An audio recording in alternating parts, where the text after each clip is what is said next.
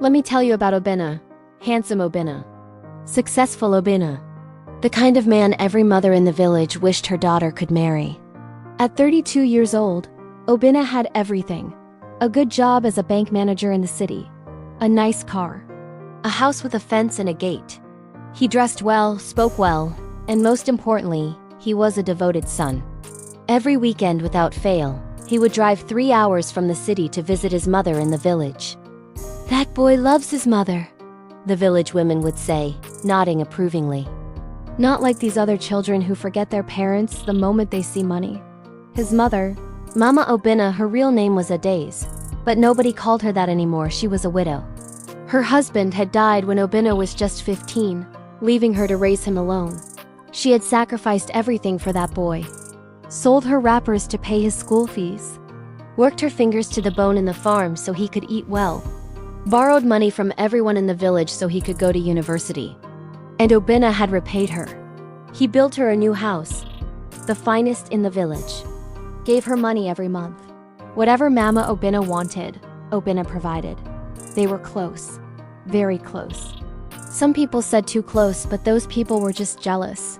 That's what Mama Obinna always said. They're jealous because their own children have abandoned them, she would tell Obinna. But you, my son, you are different. You understand that a man's first duty is to his mother, the woman who carried you for 9 months, who suffered to bring you into this world, who gave up everything for you. And Obinna believed her. He believed every word. So when he turned 32 and the pressure to marry became unbearable from his relatives, from his colleagues, from society, Obinna finally agreed to find a wife. But there was one condition. She must understand, he told the matchmakers. My mother comes first. All the matchmakers nodded nervously. They had a feeling this would not be easy. They brought him 5 women. Beautiful women. Educated women. Women from good families. But Obinna rejected all of them. This one didn't greet his mother respectfully enough. That one wore trousers to their first meeting. What kind of wife wears trousers? Mama Obinna had sniffed. Another one had suggested that maybe Obinna should visit his mother every other weekend instead of every weekend. She was immediately dismissed. Then came Chidinma, 26 years old. A nurse at the city hospital. Soft-spoken, beautiful. And most importantly, she seemed to understand the assignment.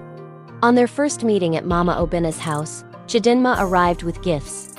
A wrapper for Mama Obinna, cola nuts, palm wine. She knelt to greet the older woman. She helped in the kitchen without being asked. She laughed at Mama Obinna's jokes. She called her Ma, with respect and warmth. This one, Mama Obinna said after Chidinma left. This one is acceptable. She knows how to respect elders. She understands that a wife serves not just her husband, but his family. Obinna was relieved. Finally, a woman his mother approved of. They courted for 6 months. And in those 6 months, Chidinma played her role perfectly. She visited Mama Obinna every weekend alongside Obinna. She cooked. She cleaned. She smiled and nodded and never once complained about the endless errands Mama Obinna sent her on. Chidinma, go to the market and buy me tomatoes. Chidinma, my back is paining me. Come and massage it. Chidinma, I don't like how you folded those clothes. You see? He told his friends. I found a good woman. A woman who understands respect. A woman who knows her place. His friends said nothing, but their eyes held pity. The wedding was set for December 28th. A grand affair. Obinna spared no expense. The finest hall in the city. A band. Catering for 500 guests. Chidinma's bride price had been paid, a generous amount that made her father weep with gratitude. Everything was perfect. Until the wedding day. December 28th dawned bright and clear. The kind of day that made you believe in new beginnings. Chidinma woke up at 5 a.m. in her family home, surrounded by her sisters and cousins, all giggling and helping her prepare. Her wedding dress hung on the wall, white and flowing, with delicate lace and tiny pearls sewn into the bodice. Her mother had tears in her eyes just looking at it. Chidinma smiled, but there was tension in her shoulders. 6 months of biting her tongue, of smiling when she wanted to scream, of obeying Mama Obinna's increasingly unreasonable demands. But today, after the wedding, things would change. Today she would become Obina's wife. She would move into his house in the city. She would have her own home, her own space. And Mama Obina would be 3 hours away in the village. 3 blessed hours away. Are you happy? Her younger sister asked, applying makeup to Chidinma's face. Of course, Chidinma said, but even she could hear the uncertainty in her voice. Meanwhile, across the city in Obina's house, a different scene was unfolding. Obina stood in front of his mirror, adjusting his bow tie for the 10th time. His groomsmen were downstairs, drinking and laughing, excited for the day ahead. But Obina felt strange, anxious, like something was sitting on his chest, making it hard to breathe. His phone rang. Mama Obina. Nuam, she said, her voice thick with emotion. Are you happy? Obina paused. Was he happy? He should be happy. He was marrying a beautiful, respectful woman. A woman his mother approved of. What more could a man want? Yes, Mama, I'm happy. You don't sound happy. I'm just nervous, that's all. There was a long silence on the other end. Then Mama Obina spoke again, and her voice had changed. Harder now. Sharper. It was Obina's best man, Chidi, who first realized something was wrong. He went upstairs to check on Obina, to make sure he was ready, to crack a few jokes about wedding night jitters. But the room was empty. Obina's phone was on the dresser. His wallet was there. His watch. Everything was there except Obina himself. Guys! Chidi called down to the other groomsmen.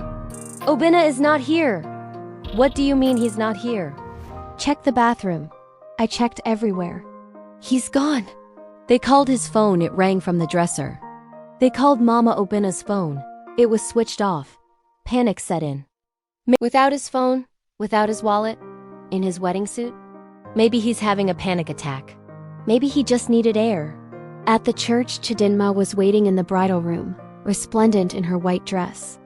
Her bridesmaids surrounded her, fixing her veil, touching up her makeup, telling her how beautiful she looked. The church was packed. 500 guests, all dressed in their finest, all waiting to witness the union of Obina and Chidinma. The band was playing. The decorations were perfect, white roses and gold ribbons everywhere. Chidinma's father stood outside the bridal room, ready to walk his daughter down the aisle. He checked his watch. The wedding was supposed to start at 10 a.m. It was now 10:15. Is the groom here? He asked a passing usher. Chidi appeared, his face drawn with worry. They stepped aside. How his phone was at home but he was not. How nobody knew where he had gone. Chidinma's father felt rage building in his chest. Are you telling me that man has abandoned my daughter on their wedding day? We don't know that, sir. Maybe there's an emergency that required him to leave without his phone? By now, the whispers had started in the church. Chidinma's mother went into the bridal room and told her daughter the truth. For a moment, Chidinma just stared at her mother. Baby, maybe it's just... 6 months I smiled and bowed and obeyed every ridiculous command. And for what? For him to run away with his mother on our wedding day? The bridesmaids looked at each other in confusion. Where else would he be? Chidinma stood up, her white dress rustling. That had been breaking slowly for 6 months. Every time she had to bite her tongue, every time she had to pretend Mama Obina's impossible demands were reasonable. What broke was her patience. But baby, maybe if we wait, Chidinma's voice cracked. I'm not waiting. She started pulling at her dress, trying to unzip it, her hands shaking with rage and humiliation. Her mother helped her out of the wedding gown.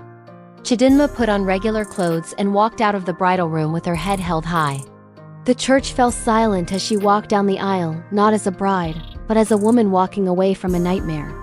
When you see your friend, she said, her voice cold as ice, tell him this. I hope his mother keeps him warm at night. I hope she cooks for him and cleans for him and gives him everything a wife would give him. Because that's clearly what he wants. Behind her, 500 confused guests began to disperse, already pulling out their phones to spread the wildest wedding scandal the city had seen in years. Obina drove north. Mama Obina sat beside him in the passenger seat, quiet now, her tears dried up, a small satisfied smile on her face. Where are we going? Distant. Mama Obina said, You left a mistake. And I am your mother. Obina's phone, the one in his pocket, not the one he'd left at home, started ringing. It was Chidi. Then his uncle. Then another groomsman. He ignored all the calls. Eventually, he turned the phone off. Through small towns and villages. Past markets and churches and schools. The sun climbed higher in the sky, then started its descent. And still they drove. They pulled into a fuel station in a town Obina didn't recognize. While the attendant filled the tank, Mama Obina went to the bathroom. Obina stood there, still in his wedding suit, bow tie now undone and hanging around his neck, and he caught his reflection in the car window. He looked like a ghost. But before he could process it, before he could make sense of the madness he was living, Mama Obina returned. "Come," she said. They ate at a small roadside restaurant. Fried rice and chicken. Obina could barely taste it. Mama Obina ate with appetite, chattering about nothing important. The weather, the food, how nice it was to travel together. Like this was normal. Like they hadn't just destroyed his wedding day. "Mama," Obina said quietly. "We can't keep running. We have to go back." Mama Obina's fork stopped midway to her mouth. "Go back to what? To that girl? She wasn't taking me away. Marriage doesn't mean abandoning your mother, doesn't it?" Mama Obina set down her fork. "Every married man I know, he forgets his mother. His wife becomes everything. His mother becomes nothing. Just an obligation, a burden. Someone to visit on Christmas and Easter if he's feeling generous. That's what they all say. Until the wife starts complaining. Your mother is too demanding. Your mother visits too much. Your mother interferes too much." And then slowly, the son starts to agree. Starts to see his mother through his wife's eyes. Starts to resent her. She would have been. Given time, she would have been. I saw it in her eyes. She was just waiting. Waiting until you married her. Until she had legal claim to you. And then she would start making demands. We need our privacy. We need our own life. Your mother needs to respect boundaries. Back in Obina's village, the news spread like wildfire. "Did you hear? Obina ran away from his wedding. His mother. He left his bride at the altar and drove off with Mama Obina. Jesus Christ." The village gathered at Mama Nkachi's compound. She was the unofficial gossip headquarters. Everyone had an opinion. "I always knew that boy was not normal," one woman said. "The way he followed his mother everywhere like a puppy. But we praised him for it. We said he was a good son." Another woman gestured vaguely, unable to find words for what Obina had done. Mama Nkechi, who had lived in the village for 70 years and had seen everything, shook her head sadly. This is what happens when a mother refuses to cut the umbilical cord. When she keeps her son too close, when she makes him believe the world begins and ends with her. But why would he agree? Could he? Mama Nkechi looked at the gathered women. That boy has been programmed from birth to obey his mother. To put her first. To believe that loving his mother means sacrificing everything else, friends, relationships, his own happiness. You can't blame just him. We all created this. We called him a good boy. We held him up as an example. And now look what we've created. Meanwhile, in Chidinma's family home, a different kind of gathering was happening. Chidinma's father was furious. But Chidinma herself was surprisingly calm. She sat in the corner of the room, still wearing her makeup from the wedding that never happened. And she felt relieved. Yes, she was angry. But underneath all, that was a strange sense of liberation. For 6 months, she had pretended to be someone she wasn't. 6 months of swallowing her pride, of accepting disrespect, of playing servant to a woman who clearly saw her as a threat rather than a future daughter-in-law. And now it was over. She didn't have to pretend anymore. He embarrassed you in front of 500 people. I don't want revenge. I just want to move on with my life and forget this nightmare ever happened. Her mother sat beside her and took her hand. Are you sure, my daughter? Very sure. Mama, I dodged a bullet today. If I had married that man, my life would have been hell. His mother would have moved into our house. She would have controlled everything, what I cook, what I wear, how I raise my children. I would have become a second wife in my own marriage. So yes, I'm hurt. I'm embarrassed. But I'm also grateful. Better to find out now than after the wedding. Her mother hugged her tightly. You are a strong girl. Stronger than I was at your age. I learned from the best. Social media exploded with the story. People took sides. Some blamed Obinna. What kind of man leaves his bride on their wedding day? Others blamed Mama Obinna. That woman has clearly done something to that boy. Juju maybe. Or just pure manipulation. A few people even blamed Chidinma. Maybe she wasn't submissive enough? Maybe she showed her true colors and the boy got scared? But most people agreed on one thing. This was the most bizarre wedding disaster anyone had ever witnessed. Obinna and Mama Obinna ended up at a hotel in a town 3 hours from the city. A cheap hotel with thin walls and flickering lights. Mama Obinna booked 2 rooms. You rest, she told Obinna.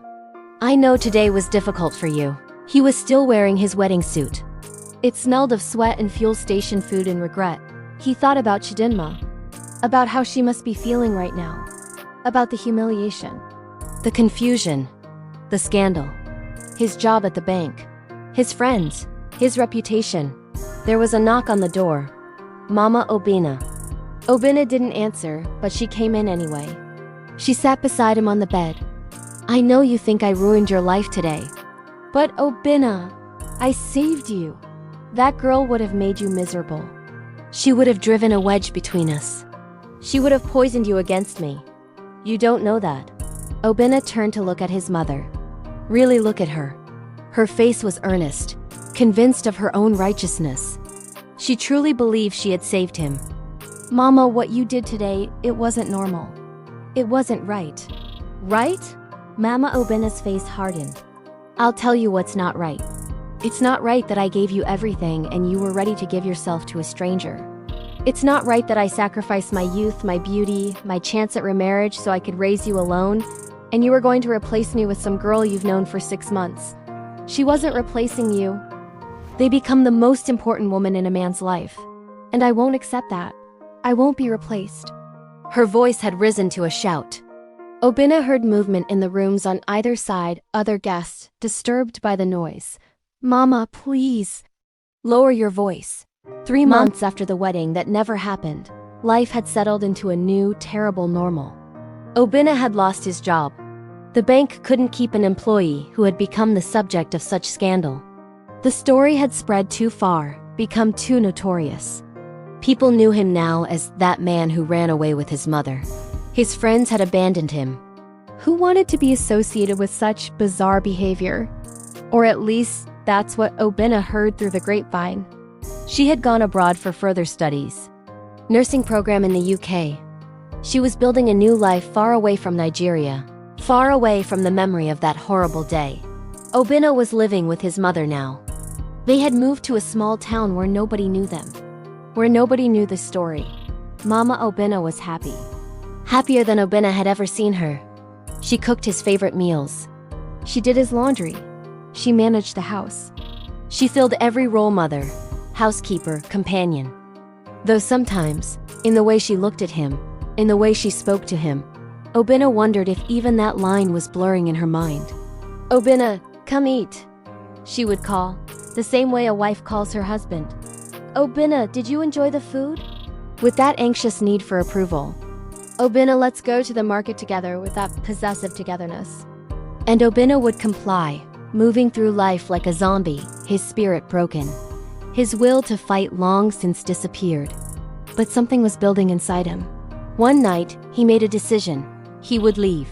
He would wait until his mother was asleep, pack a small bag, and just go. Disappear. Start over somewhere far away where she couldn't find him. It was the only way. Obinna moved quietly, packing some clothes, his important documents, the little money he had left. His hands were shaking. His heart was pounding so hard he thought it might burst from his chest. He was almost done. Where are you going? Mama Obinna stood in the doorway, a dark silhouette backlit by the hallway light. She was holding something in her hand, a knife. Mama, I knew it, she said softly. I knew you would try to leave eventually. They all leave. Everyone leaves me. Your father left me when he died. My own family left me. And now you want to leave too. Mama, please put down the knife. You're going to leave me, and I told you what would happen if you left me. I told you I would kill myself. Mama, we can talk about this. We're done talking, Obinna. Talking doesn't work. You make promises and you break them. You say you'll stay, and then you try to sneak away in the night like a thief. So we're done talking. She raised the knife. If I can't have you, Mama Obinna said, her voice eerily calm, then nobody will. Obinna stared at his mother, at the knife in her hand, at the absolute madness in her eyes. Mama, you don't want to do this. You don't know what I want. You've never known. All you care about is yourself. Your job, your friends, your stupid bride who was never good enough for you anyway. She lunged forward. The knife flashed. I gave you everything. Like the 32 years I spent raising you meant nothing. She swung the knife again. Obinna dodged, his back hitting the wall. He had two choices. For a split second, he considered option 2. Let her stab him. End this nightmare. At least death would be freedom from this impossible situation. When Mama Obinna lunged again, Obinna grabbed her wrist. They struggled, the knife between them, both breathing hard. Let go of me. They were both crying now, still struggling. The knife's blade catching the light, trembling between them. And then Mama Obinna did something that changed everything. She deliberately turned the knife toward herself, toward her own chest. If you leave, she panted, I'll do it right now. Right here in front of you. You'll watch your mother die.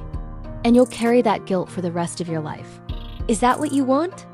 Obinna loosened his grip slightly, shocked by the depths of her manipulation.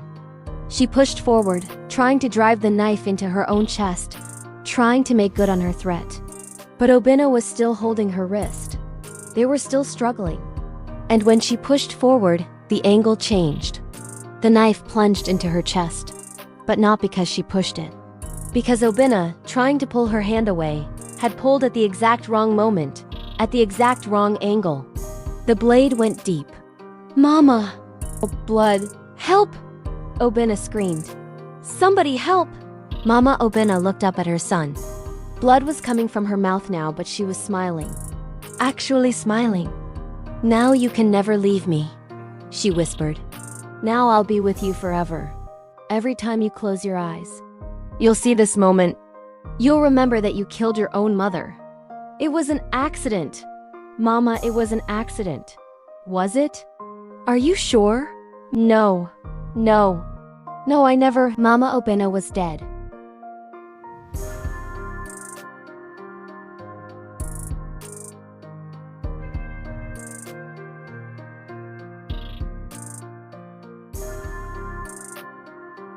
The police came.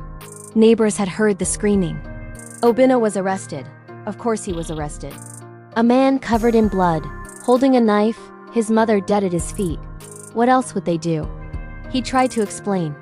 Tried to tell them it was an accident, that she had threatened to kill herself, that they had struggled, that he had never intended to hurt her. But the evidence looked bad. Very bad. A son who had abandoned his wedding to run away with his mother. A son who then 3 months later killed that same mother. It looked like the story had an obvious arc: obsession, conflict, murder. The trial was quick. The prosecutor painted Obinna as a man who had finally snapped, who had been controlled by his mother for too long and had finally decided to free himself the only way he knew how. The defense tried to argue accident, tried to bring up Mama Obinna's possessive behavior, her threats of suicide, her mental instability. But in the end, it didn't matter. The jury saw a man who had killed his mother. Intent was hard to prove either way, but the facts were clear. Obinna was convicted of manslaughter. 15 years. In prison, Obinna had a lot of time to think. About his life. About his mother. About the choices he had made and the choices that had been made for him. He thought about Chidinma. Wondered where she was now. If she was happy. If she ever thought about him. He thought about the wedding day. If he had just said no. If he had just refused to get in the car. If he had just been brave enough to stand up to his mother for once in his life. But he hadn't. And now here he was. The other inmates asked him sometimes why he was there. Obinna would tell them the truth. He killed his mother. Why? They would ask.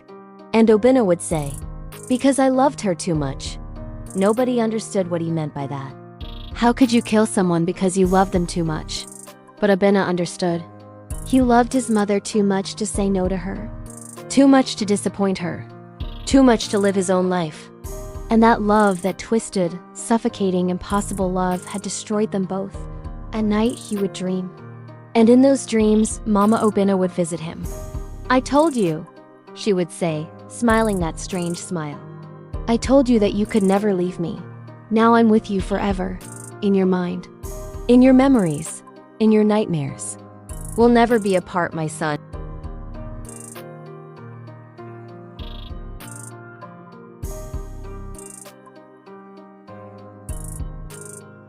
A package arrived at the prison. It was addressed to Obinna, sent anonymously. Inside was a journal. Mama Obinna's journal.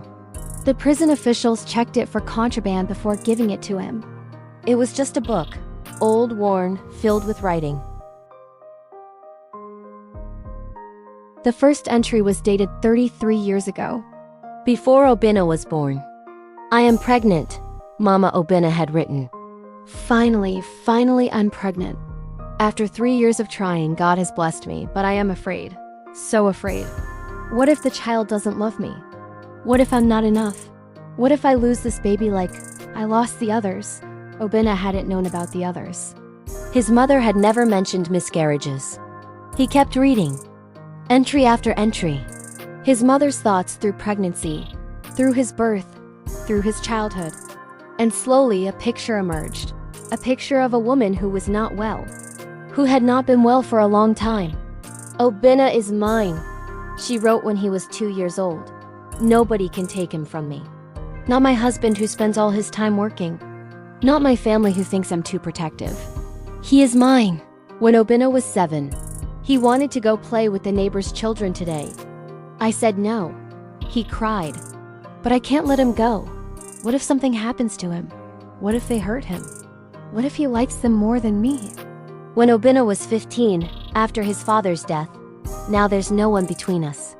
It's just me and my son, the way it should always have been. I know people whisper that I seem too happy for a widow, but they don't understand. I'm free now. Free to have my son completely. Entry after entry. Year after year. The obsession growing, metastasizing, becoming the core of her entire existence. And then, the final entries, from the months leading up to the wedding. He's going to marry that girl. I've tried to stop it. Tried to make him see that she's wrong for him. But he won't listen. He thinks he loves her. He thinks marriage will make him happy. He doesn't understand that he already has everything he needs.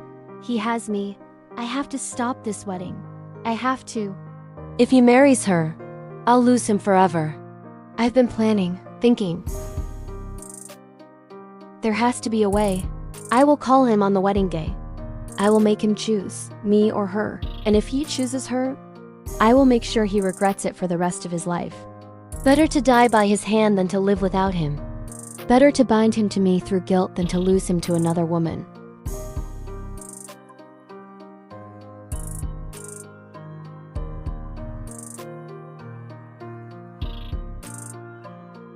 "10 years into his sentence, Obinna received a visitor. It was Chidinma. He almost didn't recognize her. She looked different, older of course, but also more confident. She wore her hair short now. She had a wedding ring on her finger. They sat across from each other in the prison visiting room, a thick glass wall between them. "Why are you here?" Obinna asked. His voice was rough from disuse. He didn't talk much in prison. "I heard about what happened," Chidinma said. "I read the news stories. I needed to see you." "Understand what? That I'm a killer?" Obinna laughed bitterly. "I'm in prison for manslaughter." "That makes me a killer. Your mother was sick, mentally ill, and she used that illness to control you your entire life. What happened that night? It was the inevitable conclusion of 32 years of psychological abuse." "Don't." Obinna's voice was sharp. "Don't psychoanalyze me. Don't make excuses for me. Is it? Or did she kill herself and just use your hands to do it? Obinna was silent. I read every word. And Obinna, that woman was a monster. What she did to you, the manipulation, the guilt, the emotional incest, it was abuse. Pure and simple. She was my mother. She loved me. That wasn't love. Love doesn't cage. Love doesn't manipulate. Love doesn't threaten suicide to control behavior. What your mother felt for you, that was possession. Tears were running down Obinna's face now. Then why do I miss her? Why do I still dream about her and wake up wishing she was alive? It makes you human. It makes you someone who was conditioned from birth to center his entire existence around his mother's needs. You miss her because you don't know how to exist without that role. I destroyed both our lives, hers and mine. She destroyed both your lives. You were just the tool she used. Chidinma pulled out a photograph. She held it up to the glass. This is my daughter. Her name is Adaze. She's 3 years old. Obinna looked at the photo. A beautiful little girl with Chidinma's eyes. A man who loves his mother but also knows how to have healthy boundaries. A man who puts his wife and children first without abandoning his family of origin. It's possible, Obinna. That balance, it exists. Your mother just made you believe it didn't. Why are you telling me this? For leaving me at the altar. For choosing your mother over me. For all of it. I forgive you. You were trapped long before I ever met you. And I'm sorry. I'm sorry that I didn't see it. I'm sorry that I thought being submissive to your mother would be enough. Neither do you. Not really. Yes, you made choices. But they were choices made by a man who had been programmed since birth to obey, to please, to sacrifice himself for his mother's happiness. That's not freedom. That's bondage. For coming. There's something else. Chidinma pulled out some papers. Your appeal was granted. Based on the journal. Based on new expert testimony about your mother's mental state and the psychological abuse you suffered. They're reducing your sentence. You'll be out in 6 months. Obinna stared at her. What? What? Reducing your sentence. You'll be out in 6 months. You'll be out in 6 months. Obinna stared at her. What? Obinna stared at her. What? Obinna stood outside the small church, watching people file in for Sunday service. He was 47 now. Gray at the temples. Lines around his eyes. He looked older than his years. But there was a peace in his face that had never been there before. After his release from prison, he had gone to therapy. Years of therapy. Unpacking the trauma. Understanding the abuse. Learning what healthy relationships looked like. Got a job as an accountant, nothing glamorous but honest work. He lived alone in a small flat. He had a few friends. He went to church. He volunteered at a shelter for abuse victims. Nothing serious. Today was Mother's Day. The church was having a special service honoring mothers. Obinna almost didn't come. Mother's Day was hard. Every year, the guilt would resurface. But his therapist had encouraged him. You don't have to honor your mother to observe Mother's Day. Honor the mothers who did it right. The ones who loved without possessing. Who raised without caging. So here he was, about sacrifice. And then the pastor said something that made Obinna's breath catch. But we must also acknowledge, the pastor said, that not all maternal love is healthy. Some mothers, through their own pain and brokenness, hurt their children instead of helping them. They love too tightly. They hold too closely. They refuse to let their children grow and become their own people. And to those who were raised by such mothers, I want to say this. It's okay to grieve what you didn't have. It's okay to set boundaries, even with family. It's okay to choose your own health and happiness over familial obligation. That doesn't make you a bad person. It makes you a survivor. Obinna felt tears running down his face. Maybe 25 years old, with eyes that looked haunted. Excuse me, the young man said. You're Obinna, right? The one who had the situation with his mother. Yes, that's me. I can't date, can't marry, can't have my own life. Obinna looked at this young man. Saw himself 30 years ago. Saw the fear. You break free anyway, Obinna said gently. Because the alternative is losing yourself completely. Yes, she might be hurt. Yes, she might manipulate. She might threaten. She might even try to hurt herself. But you cannot set yourself on fire to keep someone else warm. Not even your mother. But what if she actually does it? Then that's her choice, not yours. You are not responsible for managing another adult's emotions, even if that adult is your parent. You are only responsible for being honest, being kind, and being firm in your boundaries. I know. They talked for another hour. Obinna gave the young man his therapist's contact information, some book recommendation. Final words if you know someone like Obinna, someone trapped in an unhealthy relationship with a parent. A partner. Anyone, please. Help them see it. Help them understand that love should not feel like bondage. And if you are someone like Obinna, know this. It's not too late to break free. It's not selfish to choose your own life. It's not cruel to set boundaries with family. You deserve to be more than someone else's entire world. You deserve to have your own world, Your own life. Your own love. Your own freedom. Don't wait until it's too late. Don't wait until the only escape is through tragedy. Break free now, while you still can, before the love that's supposed to nurture you ends up destroying you instead. That's the real moral of this story. Not that Obinna was weak. Not that his mother was evil. But that toxic love, no matter how devoted, no matter how sacrificial, no matter how intense, will always end in destruction for everyone involved. Learn from Obinna's tragedy. Choose freedom. Choose health. Choose life. Before it's too late.